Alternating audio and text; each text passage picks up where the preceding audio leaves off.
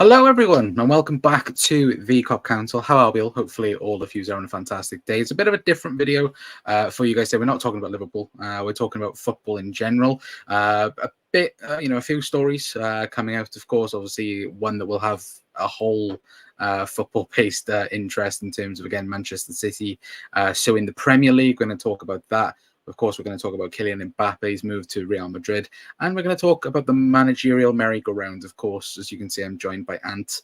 Again, we're going to talk about Leicester to begin the show, because I think that's going to take about 25 minutes to half an hour, talking about the absolute mess that has been, again, with that and Chelsea Football Club, obviously signing Enzo Maresca. Is it Marescas?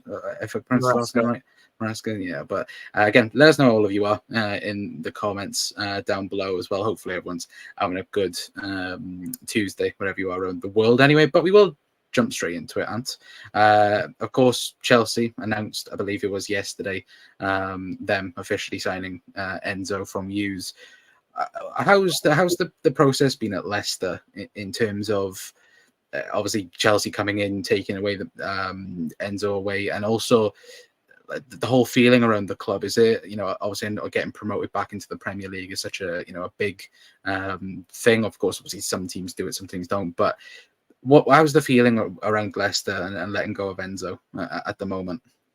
Well, it happened so quickly because I think it was within 4 days of it first being reported. It was to the here we go, and it would have been even quicker if he wasn't on holiday in Marbella.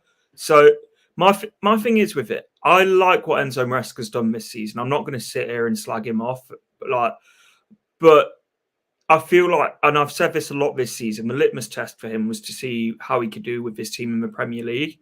That team in the Championship, I think you give it to any competent manager gets that team out of the Championship. With players like Dewsbury Hall, Harry Winks, Ndidi, Vardy, Ricardo Pereira, James Justin, Mavididi, Fatwu, there's a lot of Premier League quality in that team. It's like, if that team hadn't got promoted, there would have been serious question marks asked. But again, he came into Leicester, he rebuilt the relationship between the fans and the team and that side of things, because that was absolutely broken towards the back end of Brendan Rodgers. He achieved what he was brought in to do first go of getting us out of the Championship. So, yeah, I'm grateful for that. I'm a bit disappointed it's first go sort of like as soon as a big club comes in, he's off. But at the same time, do I blame him?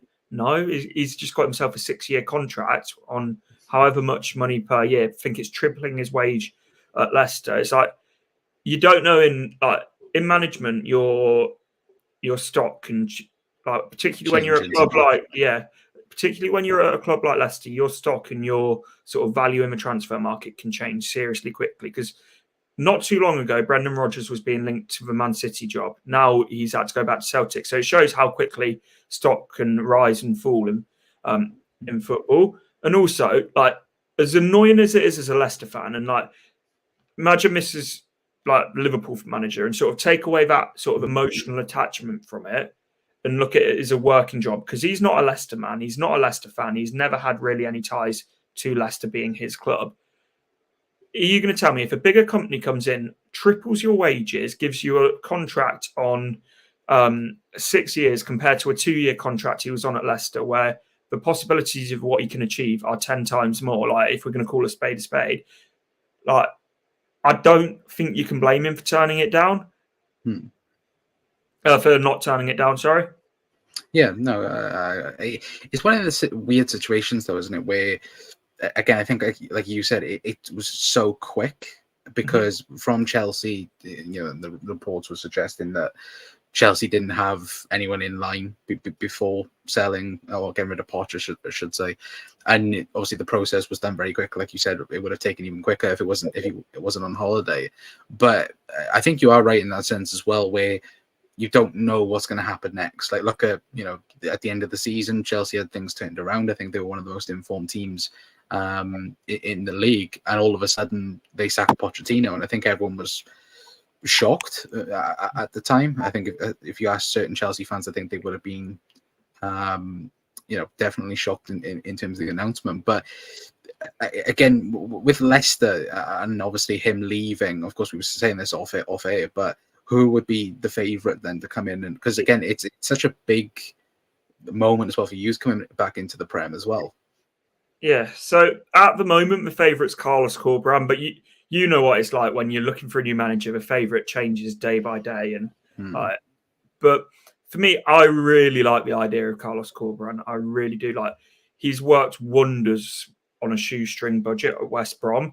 Did the same at Huddersfield before on a shoestring budget. He's always overachieved everywhere he's been, but it's one that it's a risk with Carlos Corberán because he hasn't managed in the Premier League. Like, it's one thing being a very good EFL manager and like getting teams towards the top of the Championship. It's a different task keeping teams up in the Premier League. So, like, it's a risk. But then I could say David Moyes, like everyone says about David Moyes being a safe bet. I think it's the safest bet you could go for, but it's still an element of risk to that. It's like whoever you appoint, there is an element of risk. So, like, David Moyes is probably the safest pair of hands you could get and will probably stabilise a ship. It wouldn't be fantastic football, but I think he keeps us up. But there's no guarantee of that.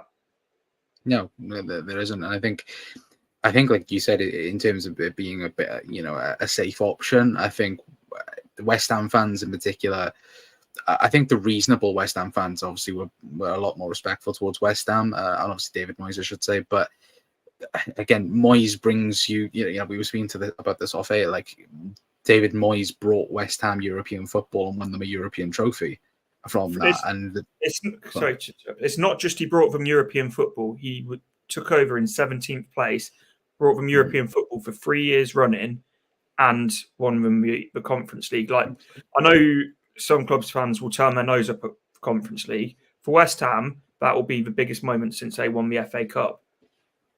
Yeah, it will be, and that's something as well that you shouldn't take for granted. Like, I think, like, again, you can ask for obviously better football, and I think that's what they have tried to do. But me personally, I don't see a massive difference between David Moyes and Lopetegui at West Ham. And again, I think Moyes, he does bring you safety in that, but also, again, you're going to be playing top half football under Moyes, and I think, but again, if Leicester were to take the gamble in that sense, again, I think that could be an option for him. But we're talking about managers in that sense as well. Obviously, a lot of managers have left at the end of the season. You look at like we said, West Ham. You look at Chelsea in that sense. What do you make in terms of, again, like the teams like Manchester United at the moment? It looks like they're going to get rid of Ten Hag at the moment, but again, there's always the rumors there. But what do you make out of, like, again, teams getting rid of the managers and the whole manager market at the moment? It's strange, isn't it? But like, there seems to be this trend now with every club wanting sort of these young up and coming managers instead of proven managers. And if you're not bold, you're not qualified to be at a top club now. See, everyone's talked about the tactical insight of how Mikel Arteta's just fell short. All he needs to do is go down to the barbers and shave his head off. He's got Premier League. It's the extra 2% that's missing. That's it. Small detail. But no, it's one of those, like, you look at West Ham. I feel like there's huge similarities between West Ham and Leicester in terms of David Moyes and Brendan Rodgers' time. West Ham have got rid of David Moyes just as it's starting to unravel and just as the cracks are really starting to appear. They got rid of him when I feel like we should have got rid of Brendan Rodgers. The season we finished outside of Europe, finished 8th, but you could see the cracks were really, really there. And I think it's one of those, because it hasn't got too bad at West Ham. David Moyes' legacy there will be fantastic, and rightly so. I wish we'd done that with Brendan Rodgers, because you talk to Leicester fans now, and Brendan Rodgers should be lauded as one of our best ever managers. Gave a lot of us one of the best days following the club of winning the FA Cup. You talk to a lot of Leicester fans, and I think, I wouldn't say hate, but like, because they appreciate those first year and a half, 2 years, but it's very, very tainted. And it's like, going back to Enzo Maresca, this is what I'm so glad we didn't do with Enzo Maresca. When Arsenal came sort of interested in Brendan Rodgers when it wasn't going well with Unai Emery, we threw a stupid contract at him to hold on to him. And it's like, yeah, we gave him a lot of money and all of that, but his head was clearly turned, and he'd clearly lost interest in the project at Leicester, and was clearly only just staying there to pick up a pay packet. Yeah, it's weird though as well, and like you said in terms of it being a trend. I feel like every manager now, in terms of like especially the Premier League, like you get judged way too quickly. Like I think that you look at, again, like for us for next season, like Arne Slot, there will be people in his first couple of months that will, like, if it doesn't go good straight away, there'll be people that will again be on his back. And even though I think, if I was a United fan, would I want Ten Hag out? Maybe, because I think there is better options out there than Ten Hag. But I look at Chelsea, go back to Chelsea. I don't think Poch was a bad idea. I think you finally saw good things coming out of Poch.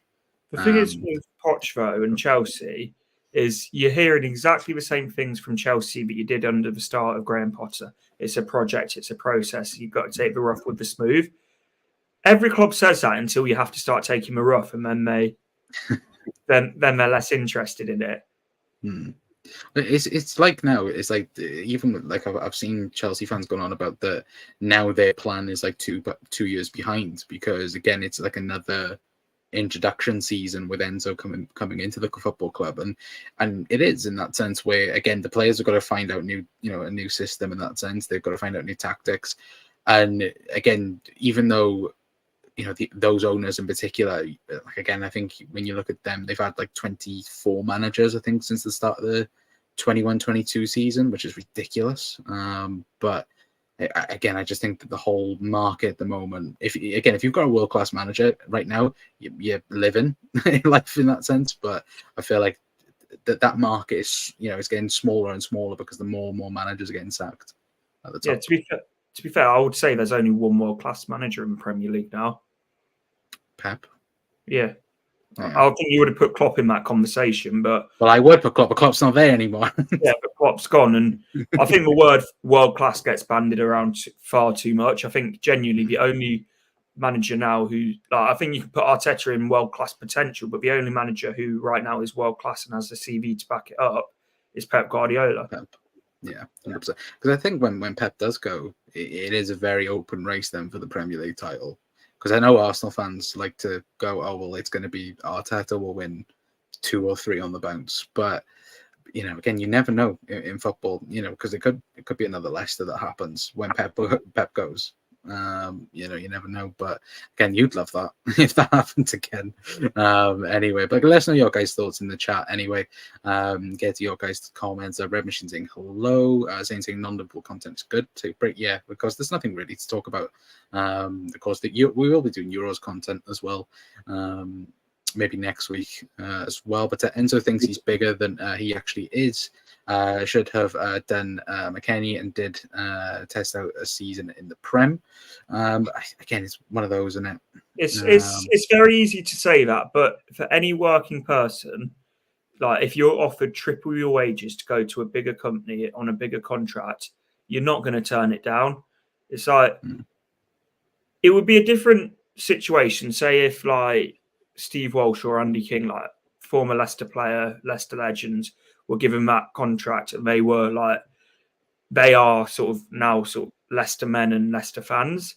You could put like whatever names you want with Liverpool and associate with Liverpool, but it's a job at the end of the day. You can sit here and say about loyalty in football, this, that, and the other. Loyalty in football died years ago. Yeah, it's long gone. Again, I can't even think of like one footballer who's been at a club all their career over the last 5 years, 6 years. Like Jamie Vardy's magic. He was. He's not from Leicester altogether. No, but he could have gone to Arsenal. He could have gone to Atleti. He could have gone to Chelsea. He turned all of them down. To be fair though, like, is he going to stay with you for next season? Because there was that talk, wasn't it, that he might retire. Yeah, but I think the club wants to keep him around more as someone as a positive sort of. You know what Milner was, but was like maybe he's not going to play a huge amount, but he's such a positive impact on the dressing room and on the younger players around. So yeah, that's Adrian for us nowadays.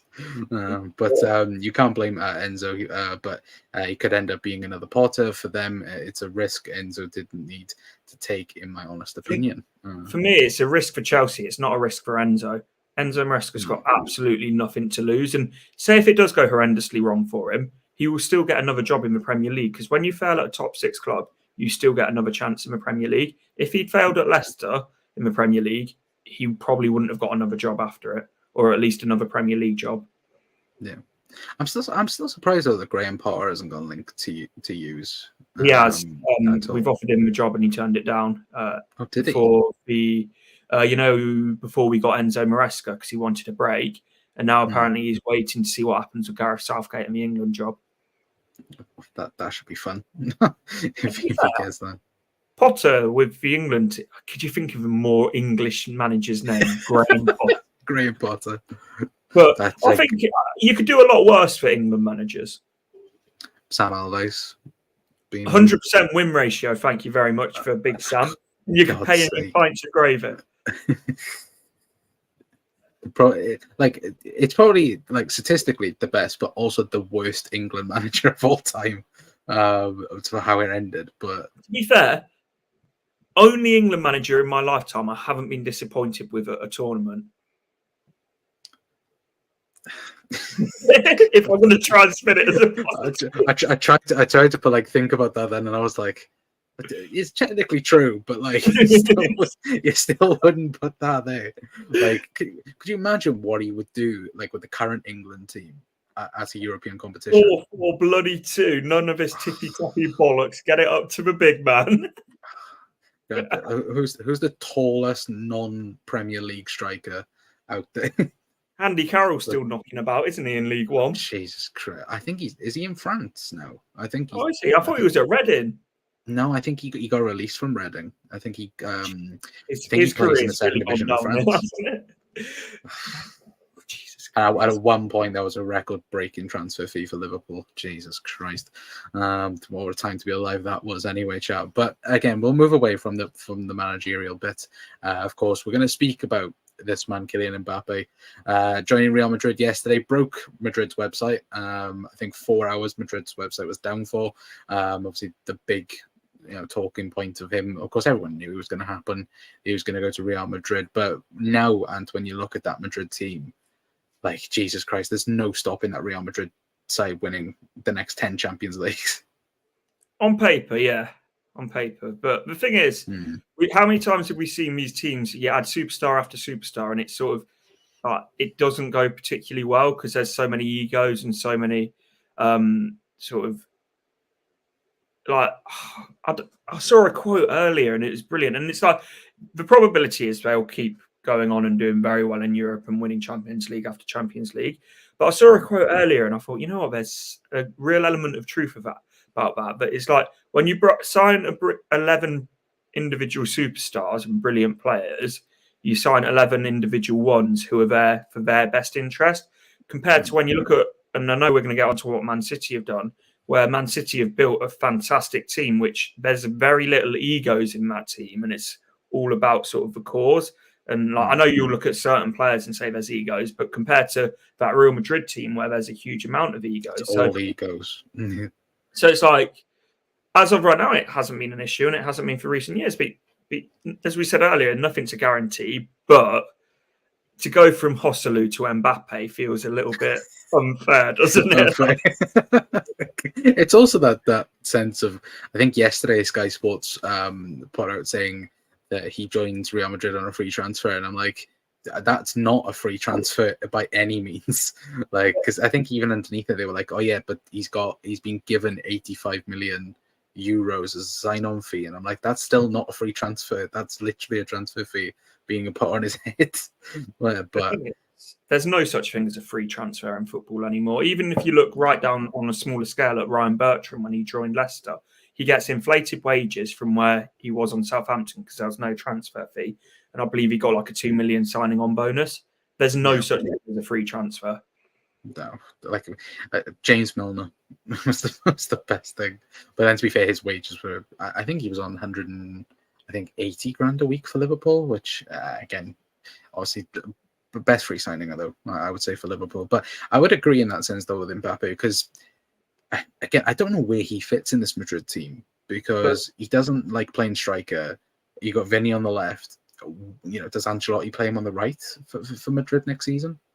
It's one of those. Ancelotti's, again, we were saying about world-class managers.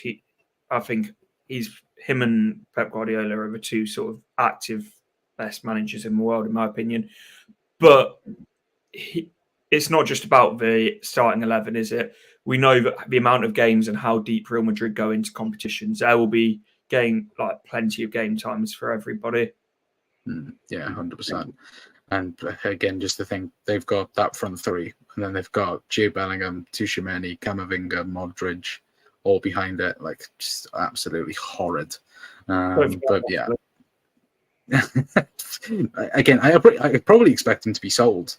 I think he's out of contract in the summer, to be fair. But imagine that a couple of years ago, and you talk to Stoke fans, because where I live is not a million miles away from Stoke, and you hear about them just think he was an absolute donkey playing for them, to go in and scoring big goal after big goal in the Champions League. But it's like what's his name, Chouamopeng, for like the clubs he's had over the years. Like again, Bayern Munich, PSG, a part of that. I think a couple of weeks ago he got linked to Man United because I think Ten Hag worked with him before as well. Which again, if he got that. If you got to move to United, we've seen them sign ridiculous players over the years. But again, it's up there with one of the weirdest transfers, I think, definitely for Joselu. Like I can't think of anyone else that's had that, like, apart from those two, that high jump in terms of the club and the achievement. You could look managerial wise at Vince and company, but in terms of a player. Well, we're speaking about management. We didn't really talk about company. Like that's a mad one in itself. Again, like how has he managed to get the Bayern Munich job? He's very much what Enzo Maresca was last season in terms of he did really well to get Burnley out of the Championship first go of asking. But you look at that Burnley team, was well above a Championship level team. Admittedly, I don't think it was a team that stays up in the Premier League, because I think they lost their 4 best players because they were all loan players in Ian Matson, Taylor Harwood Bellis, Nathan Teller, and I forget the big lad that they had up front as well. It's going to annoy me now. My mind's gone blank. But regardless, it's like that team, similar to our team, had far too much quality to be sat in the Championship. Yeah. But it's like, if, like we mentioned earlier, it would be surprising, like especially if Leicester didn't come up as well. That would have been huge, like a huge miss in that sense. Anyway, but we'll move on anyway, chat, and get to obviously the best part of the show. Speaking about Manchester City, oh Jesus Christ, what have they done? So as you can see on the screen right now, of course, obviously exclusive earlier on from the Times, saying that Manchester City have launched an unprecedented legal action against the Premier League in a move that has sparked a civil war in English football's top flight. The outcome could dramatically after the landscape of the professional game, obviously, blah, blah, blah. Obviously, if you guys don't follow Moby, please go and do. Of course, this is a summary of, again, what is going to happen. Saying that Manchester City suing the Premier League to get rid of APT, a tool used to prevent state-owned clubs to inflate commercial deals linked to the same owners or nation state rule. They assesses deals that independently for fair market values. City want to get rid, obviously deflating 115 charges.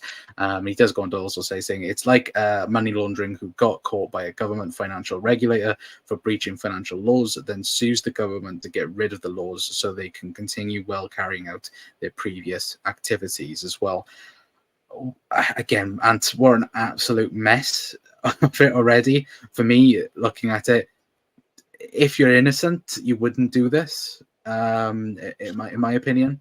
But what do you make of this, City suing the Premier League?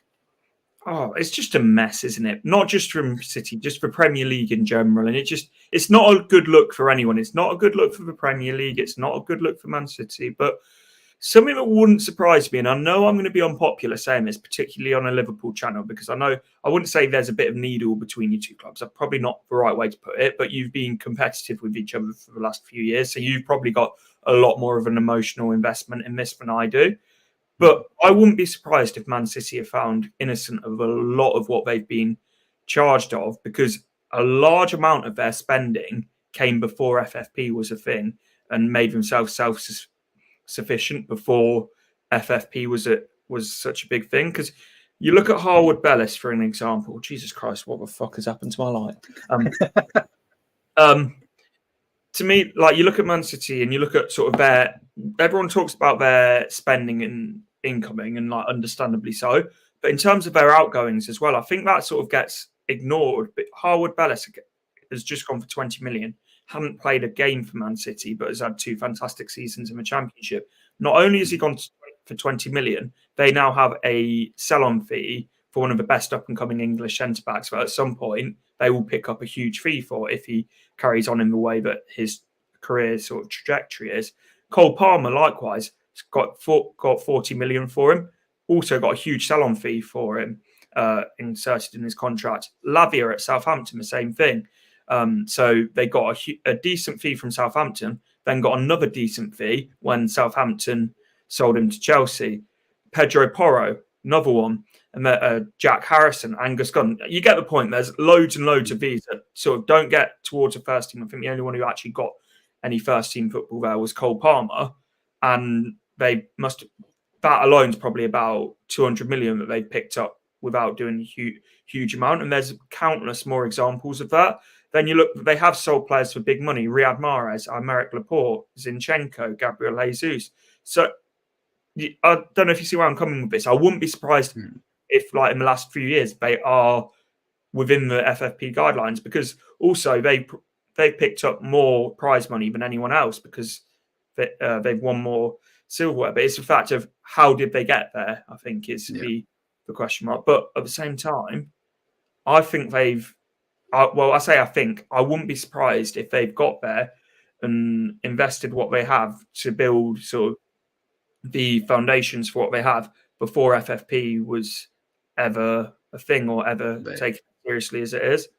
Yeah, no, I absolutely get what you mean, and I think on that side of things, I think I put a post saying I think there will be a settlement with the Premier League at Manchester City, but I think it will be not so much in recent times, because I think the 115 charges, I think they got to, I think it's from 2009. I think to 2018, I think it is. I think they are still, looking at from 2018 to the present day. I think that when you do look at Manchester City, especially in terms of sponsorships as well, again, this might be biased on my opinion. I don't know if you guys will agree with this, but you look at their sponsorship deals and they look so dodgy. Like, again, companies that you don't hear anything about, and then when you go to check about the information, again, paid actors, again, the usual thing, again, the whole rumor about Etihad, again, and that deal where supposedly, the deal was supposed to be around for 6 million, and then it ended up being 45 million that was rumored. Again, there's so many dodgy things around it. Again, I do think City will get away with it with a lot of things. I do think they will get charged with, they won't be charged the full 115. I'll just say that. But I do think that they will get charged for a few things. But then it's like, what's the punishment for it? Is it getting relegated from the league, or is it then just a fine like they did with UEFA? The thing is, Man City and, like, I'm going to put Liverpool and all of the big six in this. And again, as I say, I'm not coming on this to sort of argue with you, like, believe it or not. But when the Super League happened, it showed that the Premier League are shit scared to punish any of the Premier League clubs, because you got a 1.5 million fine and a slap on the wrist. So I think what will happen is they'll probably get a small fine, and that'll be that, and it'll be a small settlement. So that's like my feeling towards it. But there's two sides as well to this, because I think FFP in itself is an absolute load of rubbish. But I also think that it's the rules that everyone has signed up to, and by being in the Premier League, you agree to. So if you sign up to them, you have to abide by them, which is why I think that it's fine if Forest, Leicester, Everton are getting points deductions. It's like, well, we've clearly broken those FFP rules, but then that needs to be across the board. But again, as we always say, and like again, as I say, I feel like you've got a lot more of an emotional investment in this than I do. They are innocent until they are proven guilty. Oh, yeah, of course. But I do also think, though, again, like I think for me, I do think the teams like Leicester, Everton, and Forest have been used as an example. I think over the last year or two, whenever the charge, again, they may have well broken the rules in that sense. Again, obviously, you will know more than me in terms of Leicester. I don't think you've been punished yet, again, or charged in that sense.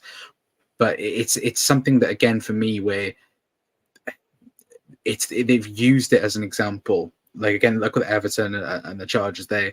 They've gone, right, that's, one example of what we can do. And they can use that then against City in the long run if they're going to do that. But again, with this, of course, Manchester City are hoping that the clubs are obviously back with them, which, again, I don't think they will do. I think it'll be a landslide in terms of favour for the Premier League.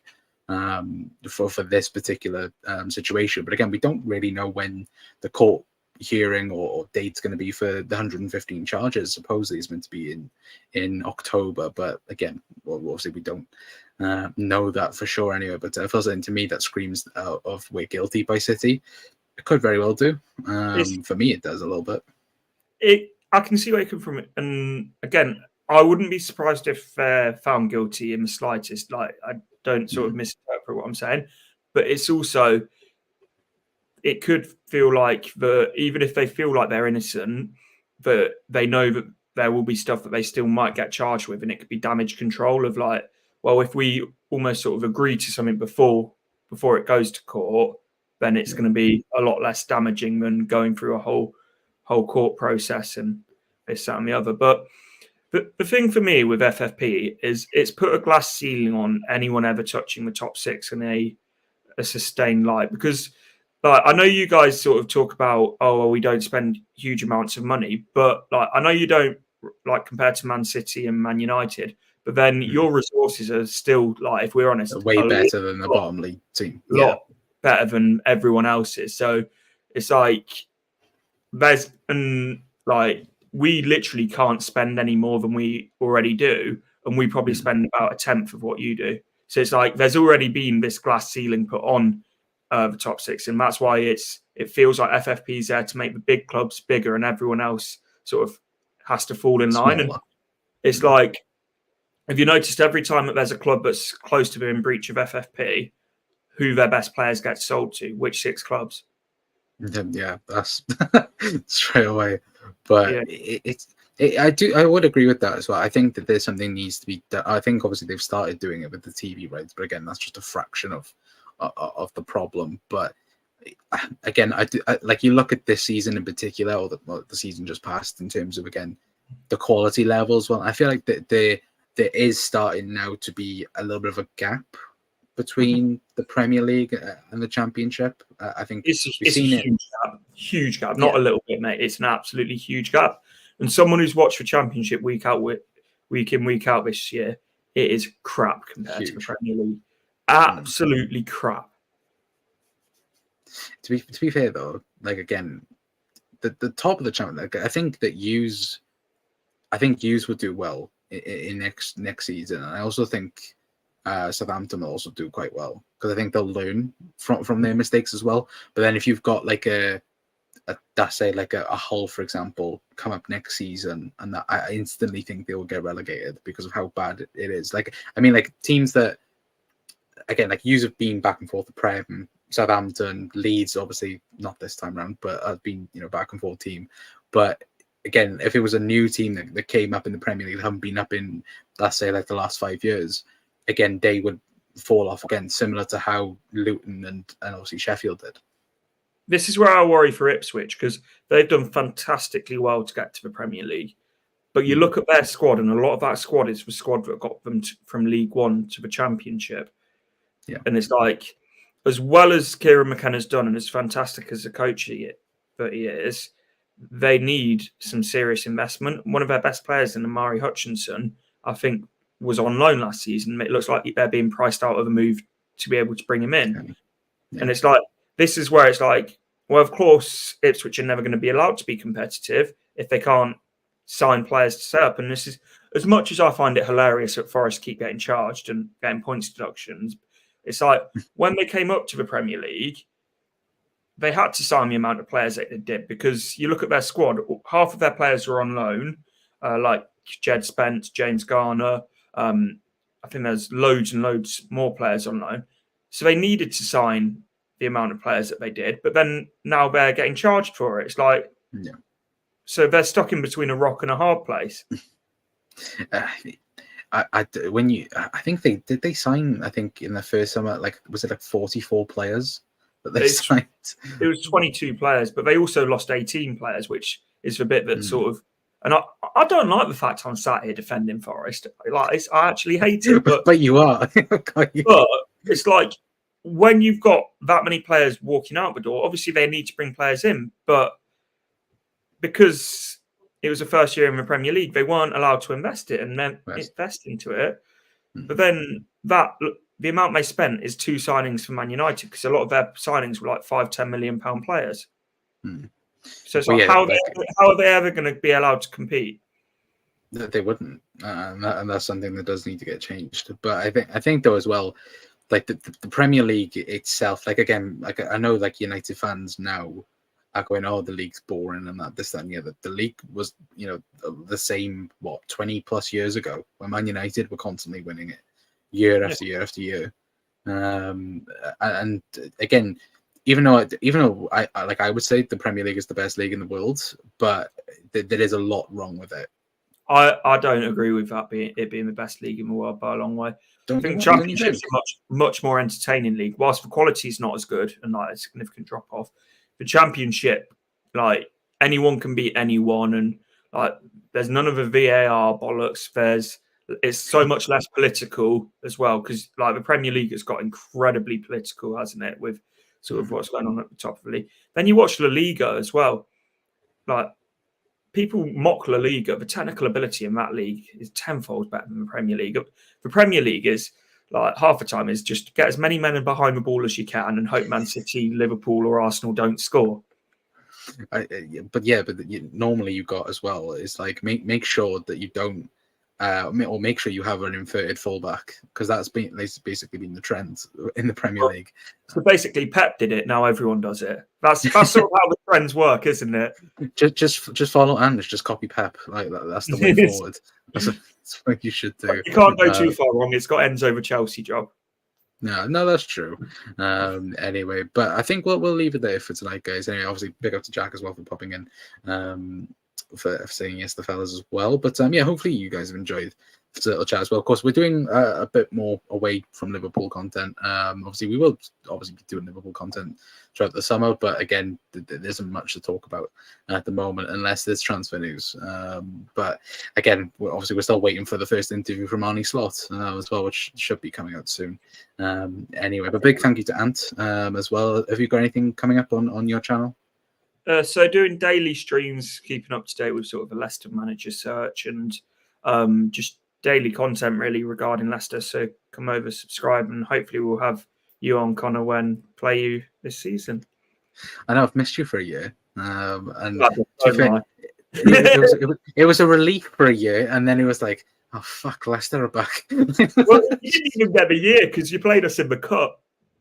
So, true, but it's like, and you still have me irritating in the chat.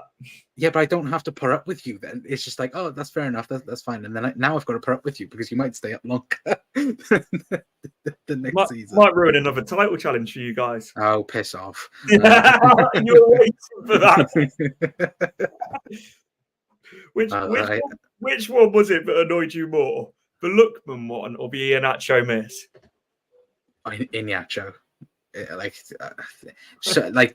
was Son. Like Arsenal fans, again, they did experience it, but that was 100% in Iheanacho one. But to be fair, the Lookman one did annoy me. I think we spoke after the game, and the way Liverpool performed that day was horrendous.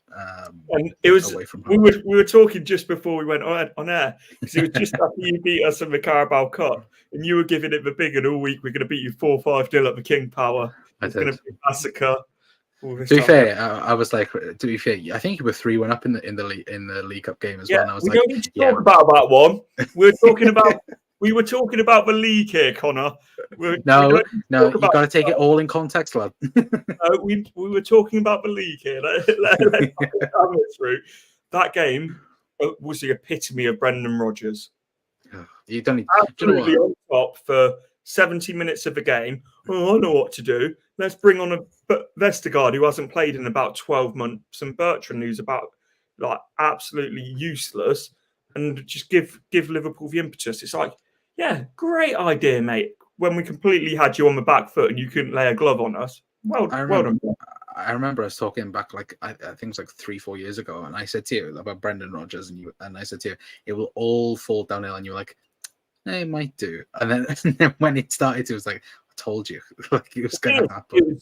It was going so well until Arsenal showed serious interest in him, and it's like as soon as that happened, his head was turned, but signed a big contract at Leicester just to pick up a wage. Yeah, I still have PTSD of Brendan Rodgers playing Bobby Firmino at left back. Again, will still haunt me for the rest of my life. Managerial masterstroke. Oh, Jesus Christ, no.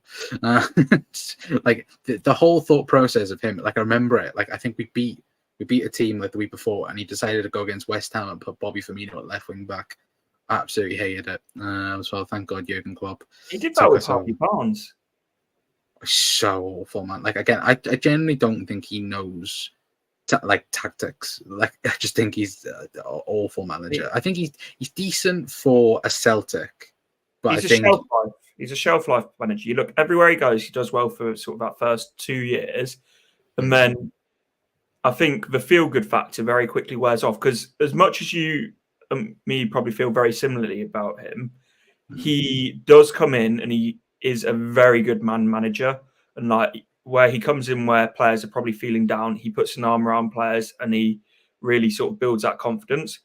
But I think that only lasts for so long until when there's no tactics to go with it. Yeah, 100%. I would agree with you on that. But chat as well. Let us know all your guys' thoughts as well, and everything we have mentioned in tonight's show as well. Big up. Hopefully everyone has enjoyed. Tomorrow's should be another episode at 9. Hopefully. Anyway, but if not, we'll be back on Thursday. But until next time, guys, that's gonna be it from us. I've been Connor from the Cop Council. I'll see you guys tomorrow. Ta-ra.